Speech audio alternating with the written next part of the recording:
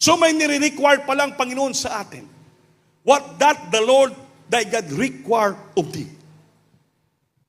But to fear the Lord thy God. Una, minahal mo na siya, buong puso isipan. Sunod, matakot ka sa Panginoon. Sunod, to walk in all His ways. Sa lahat niyang daanan, lumakad ka sa lahat niyang daan. Daan ng Panginoon na hindi daan ng sanlibutan. To walk in all His ways. Kung anong gusto ng Diyos, doon ka lumakad. Sunod, to love Him. Upang mahalin natin siya, after minahal natin, lumakad tayo sa lahat ng kautusan, and to serve the Lord thy God. Paglingkuran na natin ang ating Panginoon. Alagaran natin ang Diyos. To serve the Lord thy God with all thy heart.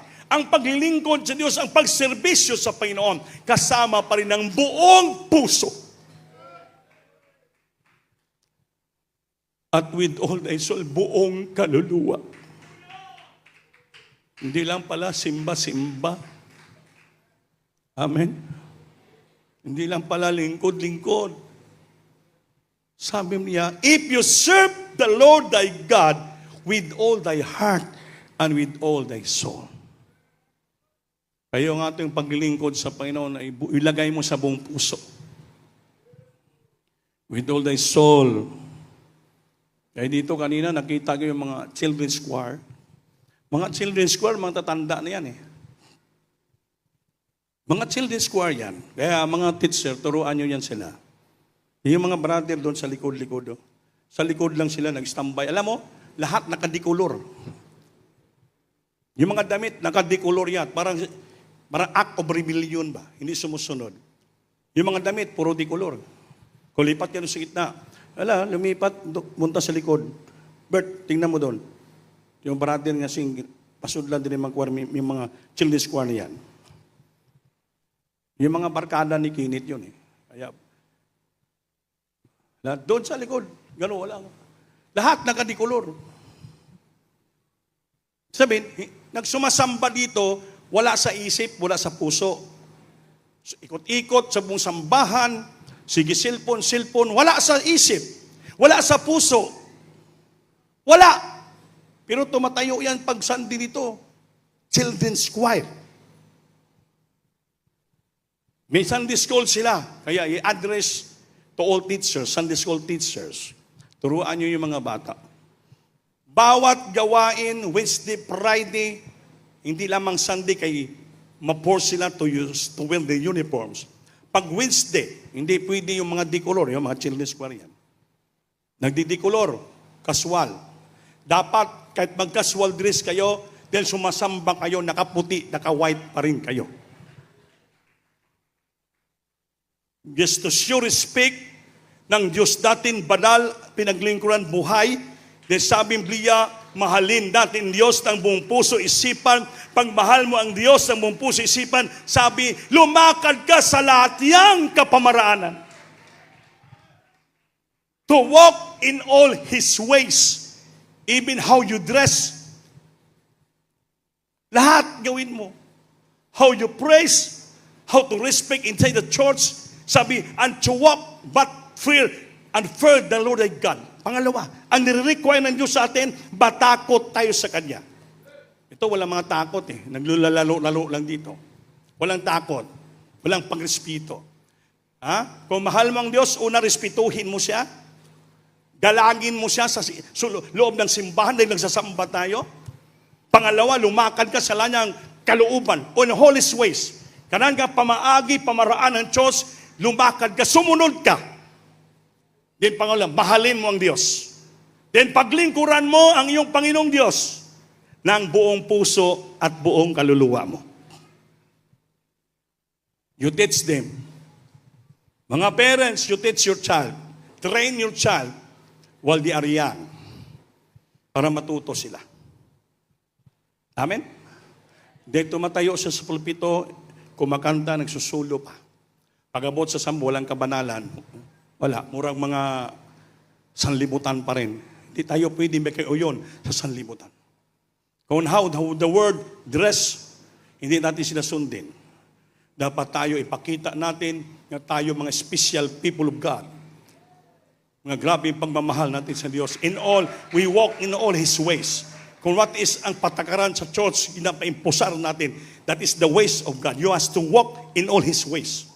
How we dress, paano magpakabanal, turuan yung mga bata magbigay ng tasyon ng piring, magturuan yung paano magpuri sa yung tahanan, paano dito mag-concentrate sa inside the church, sa luwan church magpupuri. Dahil lahat sila kaparte sa iglesia, dahil sila mga choir.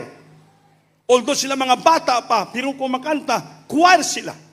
So pag choir ka, dapat bumihis ka na may kabanalan. You must walk, fear and the Lord, makatakot ka sa Panginoon. So lumakad ka sa lahat ng pamamaraan ng ating Panginoon. Mahalin mo ang Diyos, turuan mo sa mahalin ang Diyos, matakot sa ating Panginoon. Paglingkuran Diyos ng taos puso, buong puso at buong kaluluwa. Makaintindihan ba kayo, mga children's choir? Ha? May edad na kayo, maintindihan nyo yan. Hindi ito basta-basta ang paglingkod sa Diyos. Kaya the first and second commandments pa lang, hindi masunod, failure ka na. But kung masunod mo itong first and second commandments, nasunod mo ang royal law ng ating pinakamahal na Panginoon. Nasunod mo ang gusto ng ating pinakamamahal na Panginoon. Israel mismo inutusan niya. What the Lord thy God requires of thee. Alam mo, lahat yun, no? Mga brother, nakasibilyan. No, dito lang sa likod ng istambay, puro cellphone, puro laro. Hindi nagko-concentrate. Ang una natin masisi, yung mga parents. Pasensya na kami mga parents. Because the parents, you are the first teacher in your house to teach your children. Pangalawa, sa school. Pangatlo, sa church. But ito ang pinaka-primary dapat sa church. Kaya nakulangan pa kayo sa pagtuturo. Ituro nyo palagi yung kabanalan sa church. The way they dress, lahat, gawin. The way they worship the Lord inside the church. The way they concentrate. Paano na mahalin ang Panginoon? Paano na lumakad sa ating mahal na Panginoon? Paano sila maglingkod sa ating mahal na Panginoon? Paano sila magkaroon ng takot sa ating mahal na Panginoon? Sumunod sila sa lahat na gusto ng ating mahal na Panginoon upang mga batang ito ay pagpapalain ng ating Panginoon. Yan mo yun. Sabay gana, wala man mga buot yan. Pero pwede pitikin yung dalunggan. Everybody say, praise the Lord. Para bata pa matuto na sila. Mga parents, I address to you, discipline your child. Discipline. Tuluan mo sila. Paano paglingkod sa Panginoon at magmamahal. No?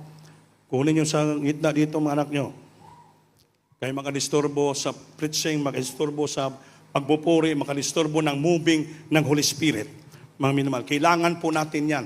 Teach your children and train your children in the way of the Lord. Palakpakan po natin ang ating Panginoon. Everybody service the Lord. Paalaala lang yan. Admonishing. Kaya dapat we have to respect and honor the Lord thy God. Yan ang gusto ng ating Panginoon. Psalms 103 verse 1. Pag-ibasa. Praise the Lord. Sa aklat ng mga awit, Kabanata 103, ang talata ay 1. Purihin mo ang Panginoon, o kaluluwa ko, at lang lahat ng nangasa loob ko ay magsisipuri sa kanyang banal na pangalan. Palakpakan natin Diyos. Purihin mo, Psalms of David, bless the Lord, O my soul, and with all that is within me. Bless His holy name. Purihin mo ang Diyos ng buong kaluluwa mo. Amen. Purihin mo ang Panginoon, o kaluluwa ko. Ikaw yan, tayo yan. Turuan natin, no? Purihin mo ang Panginoon, o kaluluwa ko. Tayo yan, kita. Soul, that is our life. Our lifestyle. Purihin natin ang Panginoon, o kaluluwa ko. Ikaw din mismo ng istorya. At lahat ng sa loob ko ay magsisipuri sa kanyang banal na pangalan. Sa loob natin, sa ating puso, sa loob, ay magsisipuri sa kanyang banal nga pangalan. Bata ka man, anong edad matanda, ikaw, Utusan ka ng Panginoon. Purihin mo ang Panginoon o kaluluwa ko. Ikaw mismo magturo sa sarili mo. You are the one who teach yourself. Ikaw mismo, purihin mo ang Panginoon sa kaluluwa ko. Kaluluwa mo ang magpuri sa Diyos. At sa lahat na sa loob ko ay magsisipuri sa kanyang banal nga pangalan. Kaya kung magpuri ka pala sa Diyos, sa loob-looban mo, concentrate ka, ipuri mo sa Panginoon. Lalo dito ka sa sambahan. Hindi dito ka sa sambahan, hindi ka nag-concentrate. Doon ka lang sa cellphone, doon ka sa paglaro-laro sa labas. Wala sa loob mo ang pagpupuri. Wala sa kaluluwa mo ang pagpupuri. Hindi mo maintindihan yung sarili mo, pero dito ka sa loob ng banal na sambahan ng ating Panginoon. Turuan mo ang sarili mo, kaluluwa mo, at sa loob-looban mo, na palagi magpakabanal, purihin palagi ang ating mahal na Panginoon. If you are going to the school, I know you have wisdom, understanding. Alam mo na kung nag-eskwela ka. Mas lalo ka magpakarunong dito sa loob ng sambahan kung paano mo sarili mo dinisiplina mo at magpupuri ka sa Panginoon. Loob at kaluluwa mo. Huwag natin gawin ang sambahan, gawin natin palingki, gawin natin eskwelahan, nga laro tayo doon, hindi tayo concentrate. Ayaw ng Diyos po yan. Pagdating ng panahon, magsisi po kayo. Pag may dumating ang palo sa buhay nyo, madisgrasya kayo dahil hindi kayo nagrespeto sa Diyos. Bibini yung kaluluwa mo, kaloob-looban mo, hindi mo tituruan paano ka magpalakpak, paano ka sumigaw, paano ka umawit, paano ka sumigaw, magpuri sa ating mahal na Panginoon. Yan po ang sabi ng Biblia.